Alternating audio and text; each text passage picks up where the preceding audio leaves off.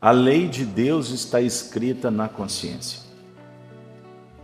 Esse é um princípio extraordinário da evolução. Porque nós somos criados simples e ignorantes, com o potencial, com a perfectibilidade em germe.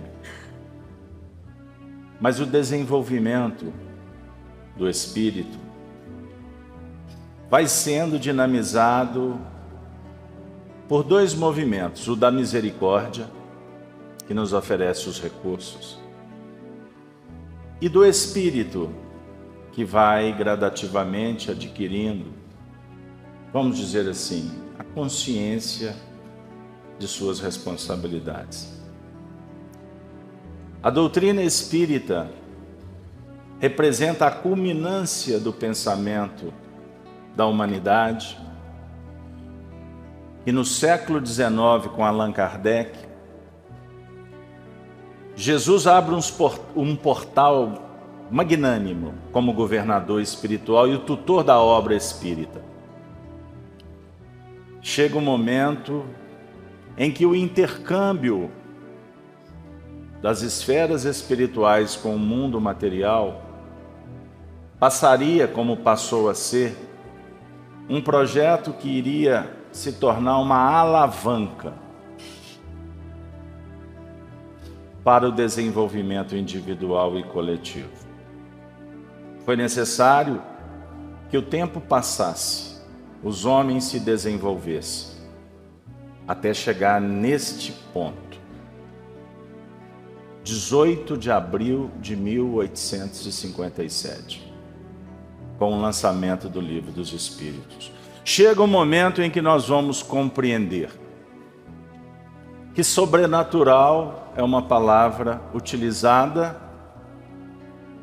pela ignorância humana para tentar explicar o inexplicável. É muito simples dizer: é sobrenatural. E a doutrina espírita vem, na verdade, nos mostrar que todos nós estamos compreendendo as leis que regem a vida no seu sentido íntimo e externo a partir da maturação, da maturidade que vai chegando, e a gente vai percebendo que está tudo ajustado no universo. Hoje os homens de ciência chegam em reflexões filosóficas importantes, que o que propõe o progresso são as chamadas crises, são as ditas aberrações da natureza, que são, na verdade, movimentos naturais que visam o ajustamento do processo. Allan Kardec propõe uma questão para os espíritos que foi motivo de várias palestras contidas no Livro dos Espíritos a partir da questão 1009.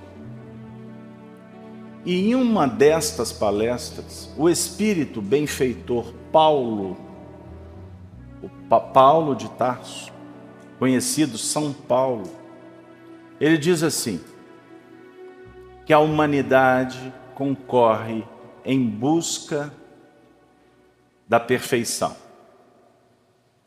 Literalmente ele afirma: gravitar em torno da unidade divina. Eis o projeto de todos. Para isso, são necessárias 3 coisas: justiça, amor e ciência. 3 coisas são opostas: a ignorância, o ódio e a injustiça. O que é a unidade divina? Perfeição. Todo movimento em que nós empreendemos vai definir um campo. Esse campo é sustentado pela mente, a mente de cada um, a forma com que você compreende ou não os fatos. Ninguém pode operar além das suas possibilidades. Então, todo movimento de evolução, ele vai caracterizando, então, um campo de atuação. Nós vivemos sob a regência do mundo mental. Você enxerga a vida sob o seu ponto de vista. Vivemos em sociedade para intercambiar as experiências. Abrindo um parêntese, não há evolução do indivíduo isolado. Precisamos uns dos outros, porque o outro fala para mim sobre as minhas necessidades. O semelhante dita para mim exatamente os meus limites e também as minhas possibilidades. Vocês sabem que imperfeição é desenvolvido por nós? Porque quando fomos criados nós éramos puros. Mas em sociedade, convivendo, muitas vezes copiando o que o outro faz, a gente vai desenvolvendo os vícios que vão caracterizar as imperfeições. Qual é a base do vício? Qual é o glamour da imperfeição? É o orgulho, que tem como fruto o egoísmo. Você, quando foi criado, não era egoísta e nem orgulhoso. Mas num sistema de autodefesa, buscando sustentação, preservação, nós vamos como que estabelecendo marcas, escudos e utilizando armas para tentar sobreviver. Isso repetido vai fomentando em nós, então, as imperfeições ao longo das experiências, de várias reencarnações. Qual o objetivo da reencarnação? Pergunta de Allan Kardec para os espíritos. O objetivo da encarnação é nos fazer progredir. Então, nós reencarnamos para progredir, para desenvolver os nossos potenciais, cuidando sempre das nossas imperfeições, que nos faz sofrer, porque são elas que nos tiram da órbita. Lembram? Gravitar em torno da unidade divina, o objetivo da humanidade. Gravitar em torno da perfeição.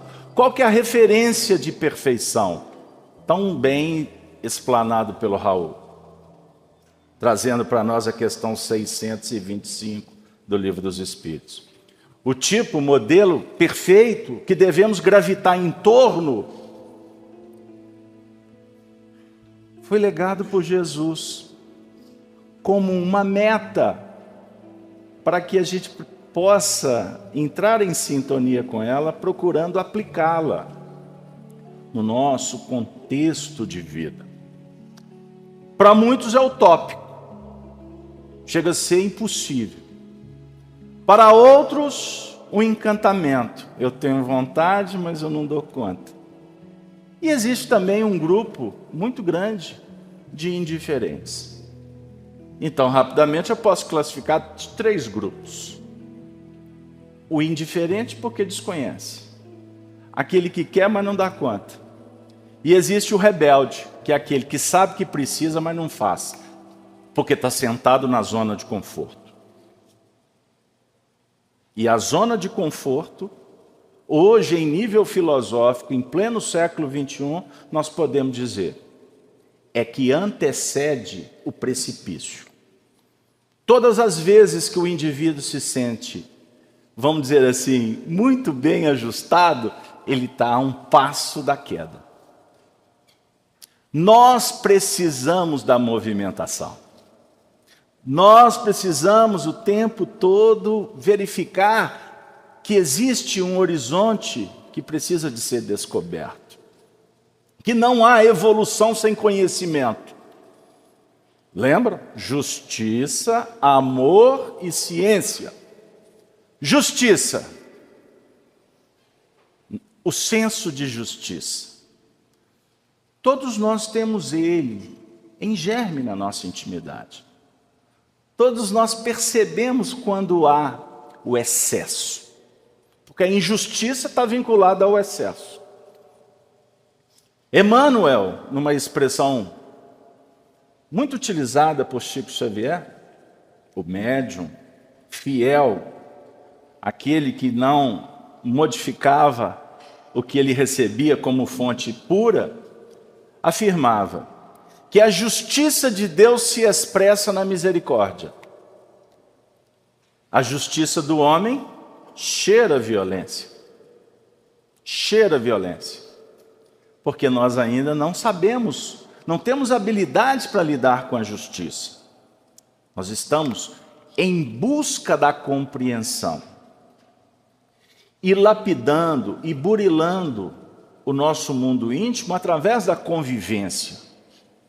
Então, quando a gente sente que há um exagero, manifesta-se de um lugar desconhecido, de uma terra encantada, que é a nossa intimidade, que diz assim: cuidado, isso não está bom, menos. Não é assim? É a lei divina, que está esculpida na sua intimidade. E a lei divina foi esculpida por quem? Eu vou repetir, porque esse ponto é um dos desafios para estudarmos em Espiritismo. A lei divina está sendo escrita por você mesmo. Porque ninguém escreve essa lei em ti. Repito, existe a natureza íntima e a natureza universal. A inteligência suprema do Pai está em toda parte.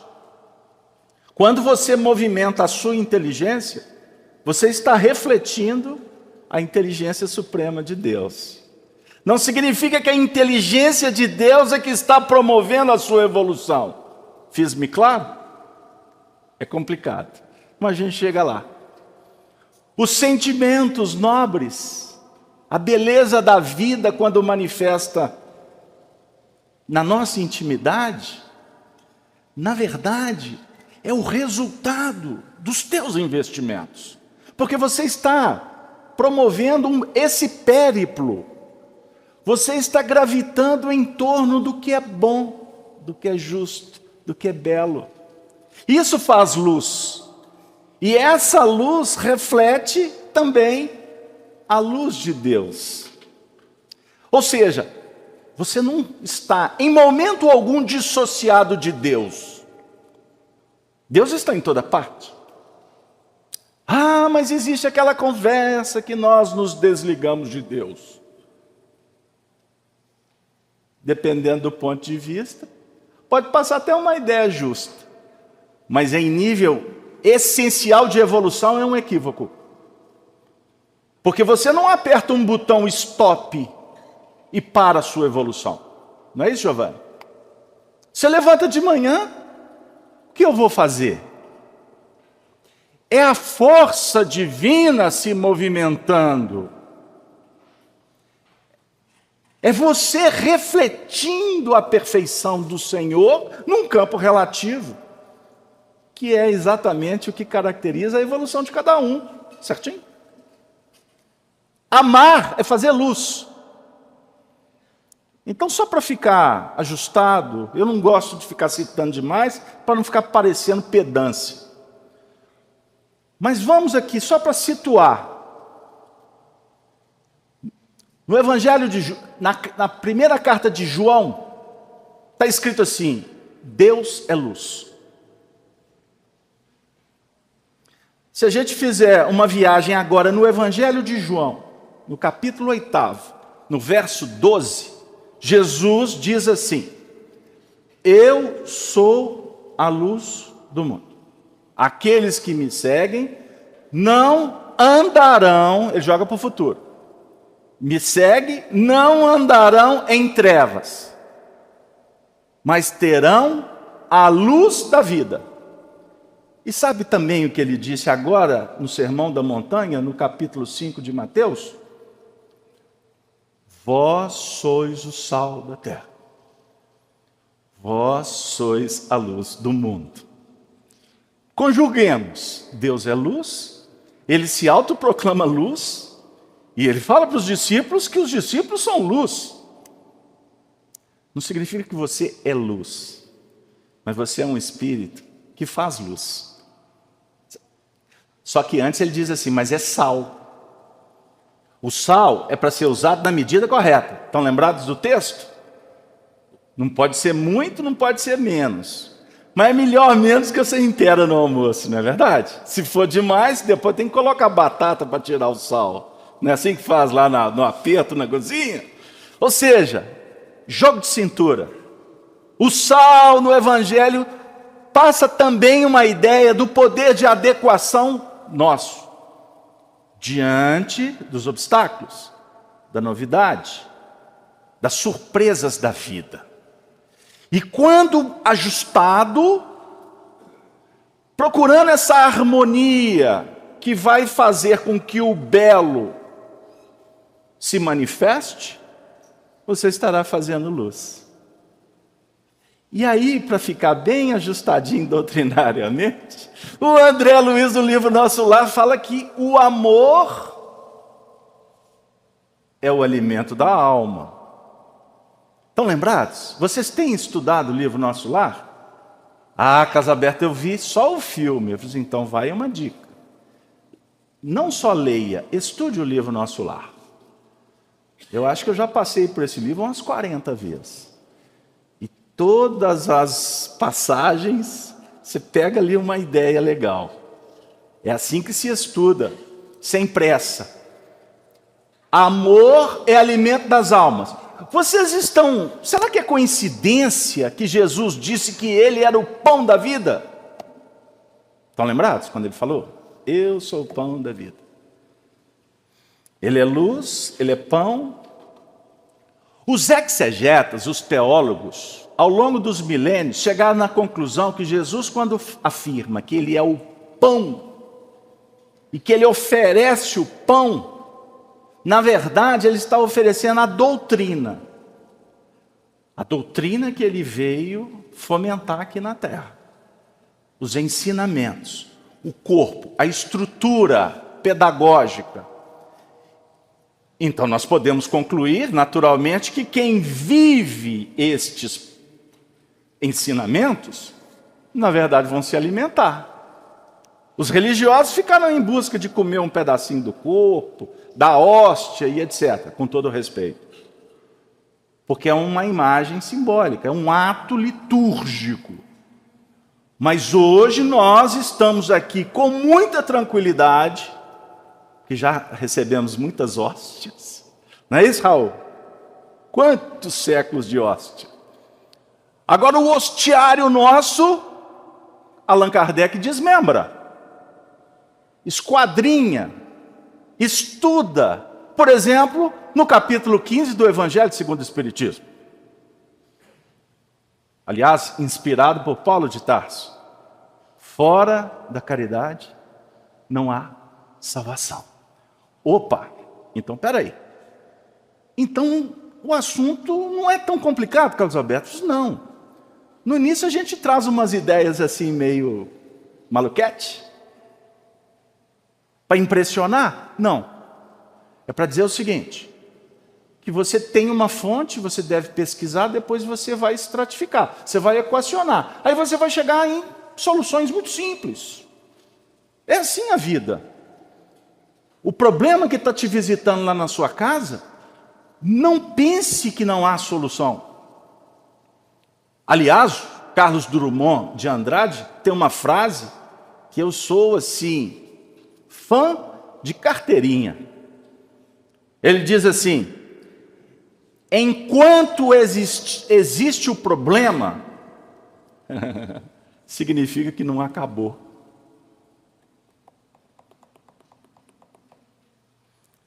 Se existe o problema, é porque não acabou. Acabou o quê? Você não resolveu. Ah, Carlos Alberto, mas tem 50 anos que eu estou com esse problema. Mas qual que é o seu parâmetro de tempo? O relógio humano ou o relógio de Deus? Lembra o que nós afirmamos no início? Citando Emmanuel? Que a justiça de Deus se manifesta através da misericórdia? O que é misericórdia? Misericórdia é o trato com a miséria do coração. prefixo, né? E sufixo. Olha o radical. Córdia, coração. Miséria do coração. Se vamos trabalhar na etimologia, miséria significa que a miséria ela precisa ser tratada com um preenchimento. Tenho miséria de alimento, vou dar alimento.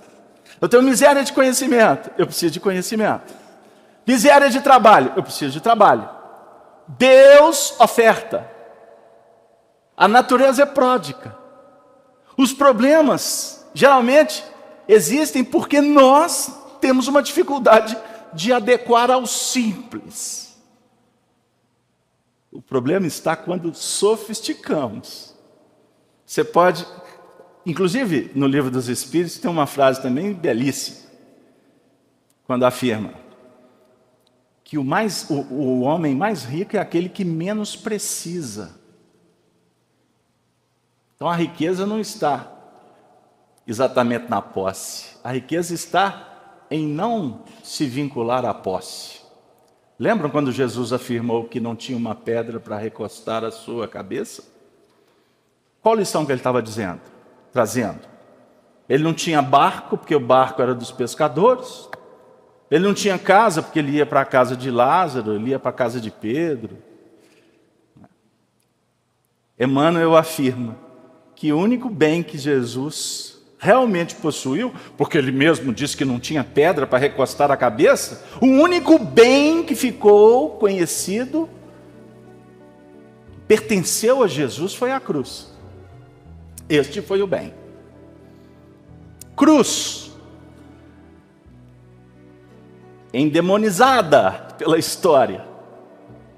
Mas vocês sabem qual que é o significado da cruz no Egito? Os egípcios interpretavam a cruz como a roda da vida. As duas hastes, aquela que nos coloca na horizontal das relações e a vertical que abre os planos da intuição, o contato com o divino. O que está no céu precisa de ser materializado na terra. Fidelidade. Fidelidade a quê? Ao quê? Fidelidade à religião, fidelidade à relação, fidelidade ao time de futebol, fidelidade ao emprego. Nós podemos falar de fidelidade de N, abrindo N possibilidades. Nos toca o coração quando a gente vai no Antigo Testamento e nós vamos encontrar no Salmo 100º o seguinte cântico: celebrai com júbilo ao Senhor, todos os habitantes da terra, servi ao Senhor com alegria e apresentai-vos a Ele com cântico. Sabei que o Senhor é Deus, foi Ele quem nos fez, e somos dele. Somos o seu povo e ovelhas do seu pasto. Entrai pelas portas com ação de graças e em seus átrios com louvor. Dai-lhe graças e bendizei o seu nome, porque o Senhor é bom.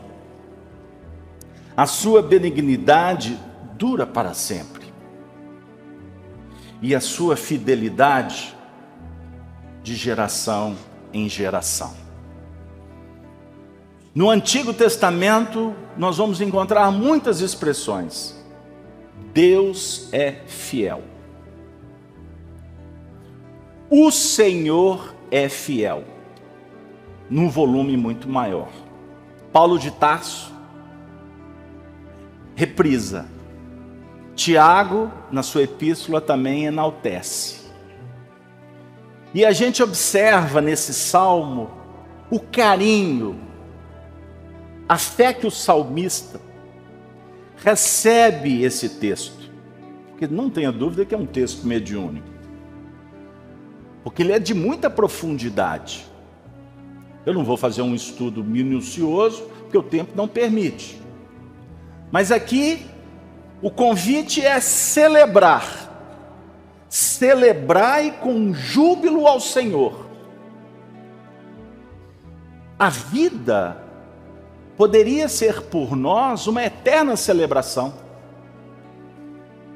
Um cântico de amor, de esperança e de reconhecimento à bondade do Criador.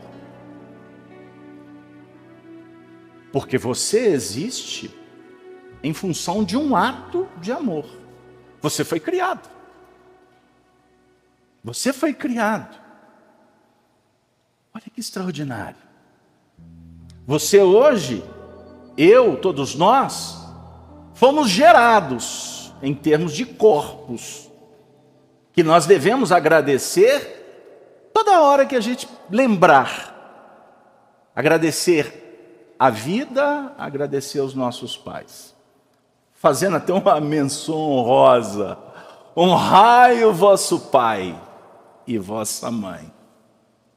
No contexto social, para muitos isso é obrigação. No contexto espiritual, deveria ser um cântico. Já parastes para pensar que foi Ele que te deu um berço esplêndido? Sua mãe que te acolheu? Te deu tudo. E hoje, se tem um quartinho de empregada, porque os apartamentos de hoje já não tem mais, né? Está lá no depósito, no cantinho. Para não dizer abandonado, mas eu converso pelo Face. São reflexões. Honrar nosso pai e nossa mãe. Então eu posso dizer, se vocês me permitem, que esse movimento é um movimento de obrigação. Amá-los é um exercício, sem dúvida alguma. Porque não necessariamente a sua mãe e o seu pai são espíritos que você tem plena afinidade. E não morra culpado por isso. Porque nós estamos revendo, nós estamos ressignificando, nós estamos reencontrando, nós estamos tendo uma oportunidade que a misericórdia nos concede para aprender a amar. Amai-vos uns aos outros. No capítulo 17 do Evangelho segundo o Espiritismo, intitulado Sede Perfeitos, Allan Kardec escolhe a dedo o versículo de Mateus, capítulo 5, versículo 44, quando Jesus diz assim: amai os vossos inimigos e fazei o bem aos que vos odeiam e orai pelos que vos perseguem e caluniam. Porque se somente amardes os que vos amam, que recompensa tereis disto? Que recompensa? Como o Raul falou, né? Eu amo a minha sobrinha porque ela mora... Sri Lanka, que você falou? Singapura, eu estava lá no fundo. Singapura, lá no Camboja. Não é? É fácil. É fácil. Gente, amai os vossos inimigos. Qual é a conclusão dessa narrativa de Jesus? Eu não vou ler o texto todo para não cansá-los. Embora Jesus não nos cansa, mas o tempo não permite. Depois que ele faz essa analogia, ele diz assim, ele conclui: sede, portanto, vós perfeitos, como perfeito é o vosso Pai celestial. Ora, um comentário rápido. Ele não está falando sede vós perfeito como Deus. Nós precisamos de ajustar o texto. Vou repetir para ficar bem claro vocês estudarem isso depois. Sede vós perfeito como perfeito é o vosso Pai celestial. Por que aqui ele não diz perfeito como o nosso Pai celestial? Porque no Pai Nosso ele diz Pai Nosso. Estão lembrados? Aqui é o vosso Pai. A definir o seguinte: que a percepção, o sentido que nós temos de Deus é pessoal. Ele não é cultural. Religião é cultural. Práticas tem a ver com cultura, com informação. Mas a sua concepção do divino é o resultado da sua história espiritual, básico, simples. Por isso é que não se discute. Você não discute crença. Você não avalia a percepção do outro. Porque isso é presunção. Isso é fanatismo. Então o vosso Pai está dizendo o seguinte, que a sua percepção quanto à realidade espiritual, ela tem a ver então com esse grau de maturação, de maturidade espiritual. Observem como isso é interessante. A ciência hoje discute conosco que existe inteligência racional, existe inteligência emocional, existe N inteligências, social, comportamental. Existe uma inteligência tratada como inteligência espiritual. Então você não discute determinados assuntos, a gente debate o assunto quando estabelece um grau de possibilidade de interação, de sintonia, para que todos cresçam. Agora, quando você começa a entrar num debate sobre espiritualidade, que você percebe que tem espada, que tem preconceito, dica, perna para quem tem. Porque é discutir sexo dos anjos, é perder tempo.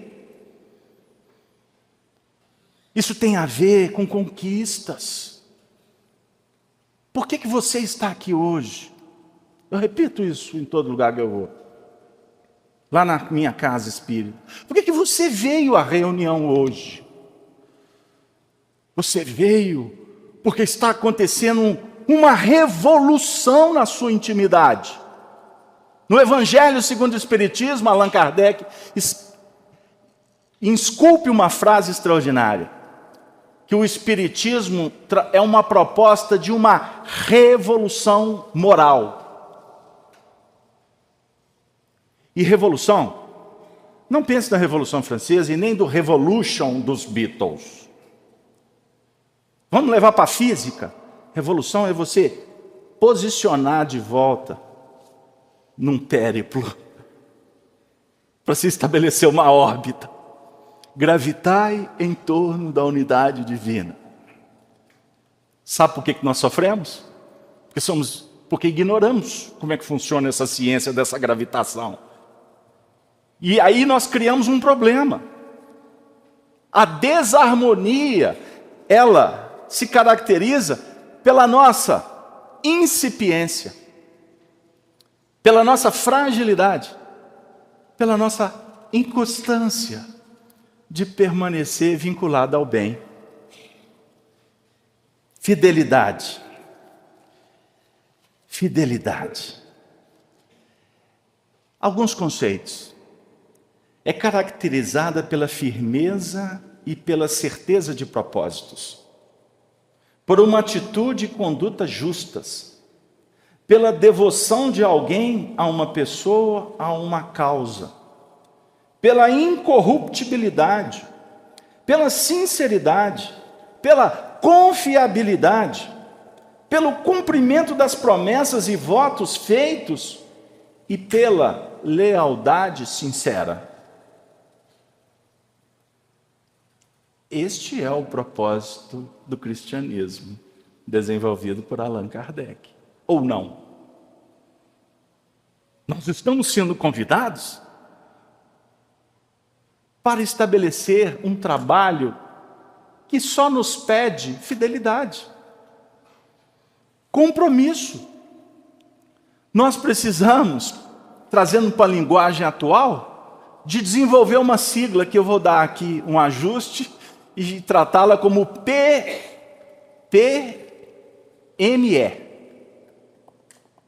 PME, grava essa. Projeto, metodologia e estratégia. Para a gente evoluir, para a gente resolver o problema, sem projeto não chega em lugar nenhum. Sem metodologia é o caminho para você atingir um fim. Você também não chega em lugar nenhum. E a estratégia é fundamental ao momento de se lançar, ao momento de recolher. Tudo isso em prol de um ajuste fino que vai me trazer benefícios. Porque eu ainda estou vibrando em faixas amargosas, melhor dizendo, que é fruto da minha desarmonia. Porque a gente aprende em espiritismo que o mal oferece remédio. No mal você encontra o próprio remédio. Mas por quê? Para quê? Continuar lidando apenas com os impactos, com os efeitos. Jesus, quando nos convida para sermos perfeitos, como perfeito é o nosso Pai Celestial, Ele não está trazendo para você nada que você não consiga fazer. Ele está te convidando para que você possa apenas ressignificar a sua vida, para que você possa fazer uma avaliação, e a partir do momento em que você estabelecer uma meta a ser alcançada, você procurar a se vincular a este projeto e dar a vida por ele. Certa feita, o indivíduo falou para o pianista, depois de horas e horas de concerto: eu daria tudo para tocar igual o senhor. O pianista disse assim: foi o que eu fiz. Muitas vezes a gente diz: eu daria tudo para fazer, mas a gente nem consegue movimentar uma palha. Como mudar? Sofrer o impacto dos efeitos significa que até então a gente estava trabalhando, ignorando o processo. O convite agora com o Espiritismo é para que nós possamos encontrar a felicidade, a paz. Mas para tal, é necessário abraçar o dever. E o dever, eu vou dar essa dica para vocês estudarem em casa. Vocês têm em casa o livro Evangelho segundo o Espiritismo? Conhecem?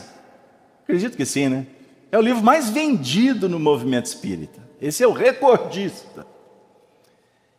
E uma grande parcela das pessoas acham que esse livro aqui é um livro religioso, que se abre por acaso apenas para os espíritos trazer alguma notícia. Funciona. Muitas vezes você abre por acaso, aí vem aquela mensagem, né? Nossa, que tapa de luva. Para não dizer que no Evangelho em casa, na hora que abre, você, essa é para você. Essa lição encaixa direitinho para você, nunca é para a gente, né? Pois bem, mas eu queria convidá-los para conhecer essa obra no seu contexto literário. Porque Kardec se recolheu para escrever esse livro. Esse livro tem princípio, meio e fim. Todos os capítulos encadeiam uma ideia. Então, esse livro é um tratado doutrinário. E nós vamos encontrar no capítulo 17, que nós citamos aqui, do Sede Perfeitos, uma dica extraordinária para a gente vencer os problemas, resolvendo-os, que é compreender a importância do dever. Porque ser fiel, nós precisamos de compreender e estabelecer a fidelidade ao quê? O que você quer ser fiel? A nossa conversa aqui, se vocês me permitem, eu estou tentando trazer para a fidelidade aos princípios da evolução, ao mecanismo que nos coloca como filhos de Deus, que é aquele que nos criou e que nos provê. Como que você vai ser filho de Deus? Conceitualmente, você fazendo o que vai te trazer felicidade. Porque a meta é a tua vitória. Então, quando você volta para dentro de si mesmo e abraça o projeto da sua transformação, da sua modificação no contexto de aprimoramento, você está cumprindo a obra de Deus. Lembra quando Jesus disse: eu vim fazer a obra de meu Pai? E qual é a obra do meu Pai? Amar, trabalhar, construir uma vida melhor. Então ele reúne uma escola, um colégio com discípulos, para dizer assim: sigam esse caminho que vai ser legal para vocês. Mas ele não disse: siga esse caminho, porque senão você vai sofrer. Pelo contrário, ele bateu na porta de todos os sofredores. Porque inclusive ele entendeu que os sofredores estavam numa condição de percepção mais aguçada do que os doutores ou os poderosos da terra. Porque quando a gente está acomodado nas vitórias efêmeras do mundo, poucos abrem as possibilidades para cuidar da alma. Porque os apelos, as responsabilidades para administrar a fantasia são enormes. Por isso que, inclusive, caracteriza uma vida cheia de ilusões, cheio de portas que se abrem. Agora você fala assim: não, eu vou mudar, eu quero evoluir espiritualmente, eu vou me dedicar a um projeto, eu vou estudar, eu vou pegar um instrumento, vou ter que dar a vida para tocar bem, mas eu não vou ficar só na parte da prática, eu preciso da teoria, para não ser músico de orelha. Meu avô foi maestro, ele falava isso: músico de orelha tem vida curta, tem que estudar a partitura. Olha que sabedoria! Porque o músico de orelha, se ele não pegar e dedilhar, vai ter problema. Agora, quando olha a partitura, ele está, na verdade, diante de uma informação, de um conhecimento, de uma letra, de uma música, de uma harmonia que foi desenvolvida. Tudo fica mais fácil. Não é assim? Então, observemos que Jesus, quando bate na porta dos sofredores, ele diz assim: o reino dos céus é das crianças. O reino dos céus é quem tem sede de justiça. São dos sofredores. Por quê? Por exemplo, a criança é pura. A criança, eu não estou me referindo a espírito reencarnado. Eu estou falando da criança que tem fidelidade aos pais, que acreditam em seus pais. A criança sempre busca solução nos seus pais. Só que nós vamos mudando isso quando apresentamos as incoerências, as insuficiências. Quando começamos a demonstrar que aquela pureza, na verdade, ela é momentânea. E nós mesmos vamos deseducando. Por que os sofredores? Porque somos aqueles que estamos levantando o dedo e pedindo: Deus, me ajuda. Não foi o que eu vim fazer aqui hoje? Deus, me ajuda. E Ele vai te ajudar. Porque Deus é fiel. Por que Ele não é infiel? Porque Ele é verdadeiro. Ele não muda. Somos nós que mudamos. As leis de Deus são imutáveis. Olha que extraordinário. As leis são imutáveis, porque são leis naturais. Você não muda a lei de gravidade. Deus não opera dessa forma. Aliás, Deus não atua direto na matéria. Deus opera na matéria pelos homens. Não é assim que a gente aprende em Espiritismo? Casalberto, mas não dá para ele dar uma ajustadinha? Não dá para ele modificar, diminuir o peso da cruz? Dá sim. Se você começar a perceber que a cruz é mais leve do que parece, é Deus operando. Ele não vai mudar a constituição atômica da cruz, não, mas o seu ponto de vista de julgar que a cruz é mais pesada, na verdade é ilusão. Porque a sua mente tem que ser operacionalizada para mudar as questões, para transformar pedras em pães, espinhos em pétalas, em flores. Você vê e opera com o mundo de acordo com a sua concepção. E quando a gente começa a ter capacidade de dominar o que nos compete dominar, tudo fica mais fácil. Isso é básico. Antes a gente quebrava pedra, hoje a gente já está trabalhando com energia mental. Hoje tem um celular que mostra como que funcionam as ondas. Nós nos comunicamos de uma forma assim tão mais eficiente. Vai chegar um tempo que nós vamos comunicar, não vai precisar do celular mais, pode ficar tranquilo. Que eu falei para o indivíduo que no plano espiritual não tem 4G, nem tem 5G. Ele entrou em parafuso. Não tem internet. Eu falei assim, não. Em depressão, quase tomou Rivotril. Eu falei assim, lá você vai trabalhar com as suas ondas mentais. Olha que barato, não precisa nem de recarregar. Nem que acompanhar o lançamento da Sony, da Samsung. Gastando mundos e fundos, porque nós vamos trabalhar com a mente, energia mental, pensamento eletromagnético. O pensamento é energia. Ser fiel a Deus é conceber a vida como ela poderia ser concebida. Pautada no amor, no equilíbrio, na ciência, na caridade despretensiosa, na simplicidade, na solidariedade. A meta de gravitar em torno da unidade divina vai dizer para nós, entre outras palavras, que seremos homens de bem, não de bens. E o que caracteriza o homem de bem? É aquele que vive a lei de justiça, de amor e de caridade na sua plenitude. Que Deus nos abençoe.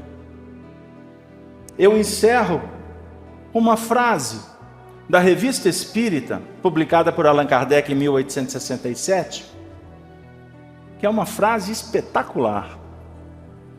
Quando ele diz assim: quando o espírito é fiel às suas aspirações divinas, restringe os instintos animais e sensuais do corpo e os reduz à sua ação providencial na obra do Criador. Desenvolve-se, cresce. É a perfeição mesma da obra que se realiza. Sejamos fiéis às nossas aspirações. Sirva, atenda, ame, trabalhe, espera e perdoa. Em síntese, seja feliz, não tenha culpa, não tenha medo, não pense que para mudar tudo vai alterar de uma forma milagrosa. A evolução se dá pelo esforço, pelo trabalho e pela persistência. E para Deus não tem tempo. Tenha misericórdia. Perseverai até o fim. Esta é a senha da evolução. Foi Jesus quem nos-la revelou. E oremos, atentos ao que está acontecendo ao teu entorno, dentro da sua família, na vizinhança, porque o Espiritismo precisa ser evangelho em ação, e é de se lamentar um Espiritismo intelectual que não se envolve na sociedade e contribui com essa onda avassaladora de suicídios. Vocês sabem que Belo Horizonte se tornou a capital campeã de suicídio no Brasil? Então, amigos, vamos cuidar da nossa evolução, mas não vamos descuidar das pérolas, das joias, das maravilhas que Deus colocou junto de nós. Os nossos familiares, os nossos amigos e os nossos irmãos em humanidade. Muito obrigado, agradeço a toda a coordenação, a oportunidade de divulgar o nosso livro, o nosso trabalho, que a gente possa voltar aqui em outras oportunidades. Valeu.